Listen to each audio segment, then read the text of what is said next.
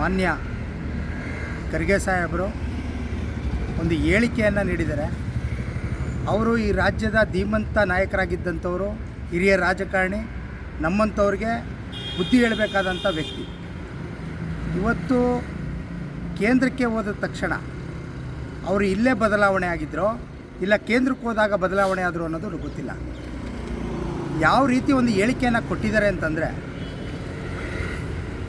ಏನು ನಮಾಜ್ ಮಾಡುವಂಥ ಸಂದರ್ಭದಲ್ಲಿ ಒಂದು ವಿಷಸರ್ಪ ಓದಂಥ ಸಂದರ್ಭದಲ್ಲಿ ಅದನ್ನು ಒಡೆದು ಸಾಯಿಸಿ ನಮಾಜನ್ನು ನಿಲ್ಲಿಸಿ ಅಂತ ಹೇಳುವಂಥ ಹೇಳಿಕೆಯನ್ನು ನೀಡಿದ್ದಾರೆ. ಆ ಒಂದು ಮುಸಲ್ಮಾನರ ಅವರ ಏನು ಭಕ್ತಿ ಭಾವ, ಅವರು ಏನು ಒಂದು ಪೂಜೆಯನ್ನು ಮಾಡ್ತಾ ಇರ್ತಾರೆ, ನಾವು ಹೆಂಗೆ ಹಿಂದೂಗಳು ಪೂಜೆ ಮಾಡ್ತಾರೆ ಹಂಗೆ ಅವರು ಅಲ್ಲಾನ ಪೂಜೆ ಮಾಡ್ತಾ ಇರ್ತಾರೆ. ಆ ಸಂದರ್ಭದಲ್ಲಿ ಅವರು ಅವರ ಮನೆ ಮಠ ಆರೋಗ್ಯ ಚೆನ್ನಾಗಿರಲಿ ಅಂತ ಬೇಡ್ಕೊಳ್ಳುವಂಥ ಸಂದರ್ಭದಲ್ಲಿ ಅದನ್ನು ಕೂಡ ನಿಲ್ಲಿಸಿ ಒಂದು ಹತ್ಯೆಯನ್ನು ಮಾಡಬೇಕು ಅಂತ ಹೇಳುವಂಥ ಒಂದು ಹೇಳಿಕೆಯನ್ನು ಕೊಟ್ಟಿದ್ದಾರೆ.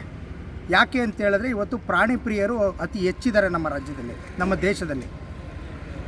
ಅದರ ವಿರುದ್ಧವಾಗಿ ಒಂದು ಹೇಳಿಕೆಯನ್ನು ಕೊಡೋದಲ್ಲದೆ ನಮ್ಮ RSS ಮತ್ತು ನಮ್ಮ BJPಯವರು ಮತ್ತು ನಮ್ಮ ಹಿಂದೂಗಳನ್ನ ಕೊಲೆ ಮಾಡಿ ಅನ್ನೋ ಒಂದು ರೀತಿಯಲ್ಲಿ ಹೇಳಿಕೆಯನ್ನು ಕೊಟ್ಟಿದ್ದಾರೆ.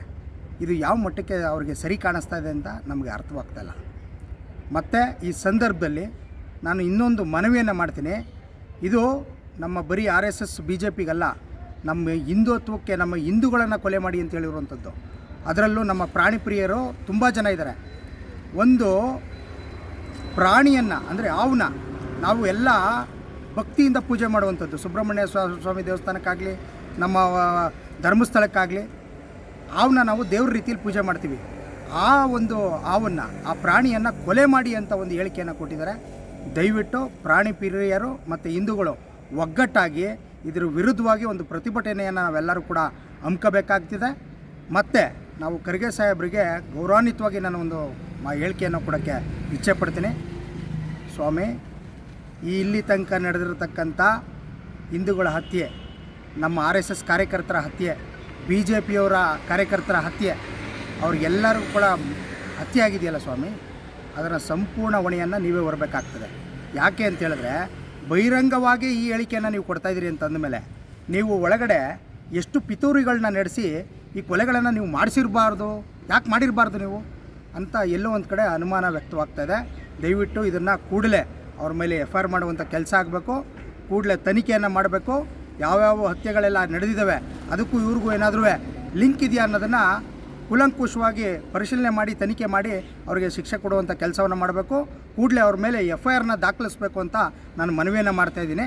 ಯಾಕೆ ಅಂತ ಹೇಳಿದ್ರೆ, ಕಾಂಗ್ರೆಸ್ ಅವ್ರ ವಿರುದ್ಧ ಯಾವುದಾದ್ರು ಒಂದು ಹೇಳಿಕೆಯನ್ನು ಕೊಟ್ಟಂಥ ಸಂದರ್ಭದಲ್ಲಿ ನಮ್ಮಂಥವ್ರ ಮೇಲೆ ಒಂದು FIR ಮಾಡುವಂಥ ಕೆಲಸನ ಪೊಲೀಸ್ ಇಲಾಖೆ ಮಾಡುತ್ತೆ. ಯಾಕೆ ಈ ಹೇಳಿಕೆ ವೈರಲ್ ಆದರೂ ಕೂಡ ಪ್ರತಿಯೊಬ್ಬರಿಗೂ ತಿಳಿದ್ರೂ ಕೂಡ ಅವ್ರ ಮೇಲೆ ಸೂಕ್ತವಾದ ಕ್ರಮವನ್ನು ಯಾಕೆ ತಗೋತಾ ಇಲ್ಲ ಅನ್ನೋದು ನನಗೆ ಅರ್ಥ ಆಗ್ತಾಯಿಲ್ಲ. ಮುಂದಿನ ದಿನಗಳಲ್ಲಿ ಒಂದು ಸಮಯನ ನಿಗದಿ ಮಾಡಿ ಪರ್ಮಿಷನ್ ತಗೊಂಡು ನಾವೆಲ್ಲರೂ ಕೂಡ ಒಂದು ಪ್ರತಿಭಟನೆಯನ್ನು ಹಮ್ಮಿಕೊಳ್ಳೋಕ್ಕೆ ಬರಬೇಕು. ನಾವೆಲ್ಲ ಸೇರಿ ಒಂದು ಪ್ರತಿಭಟನೆಯನ್ನು ಹಮ್ಮಿಕೊಳ್ಳೋಣ. ನಾವೆಲ್ಲಗಳು ಹಿಂದೂಗಳು ಮತ್ತು ಪ್ರಾಣಿ ಪ್ರಿಯರು ಒಗ್ಗಟ್ಟಾಗಿ ನಿಂತ್ಕೊಂಡು ಪ್ರತಿಭಟನೆಯನ್ನು ಮಾಡಬೇಕು ಅಂತ ಹೇಳೋದಕ್ಕೆ ನಾನು ನಿಮ್ಮ ಮಾಧ್ಯಮದ ಮುಖಾಂತರ ಎಲ್ಲರಿಗೂ ಕೂಡ ನಾನು ತಿಳಿಸ್ತಾ ಇದ್ದೀನಿ.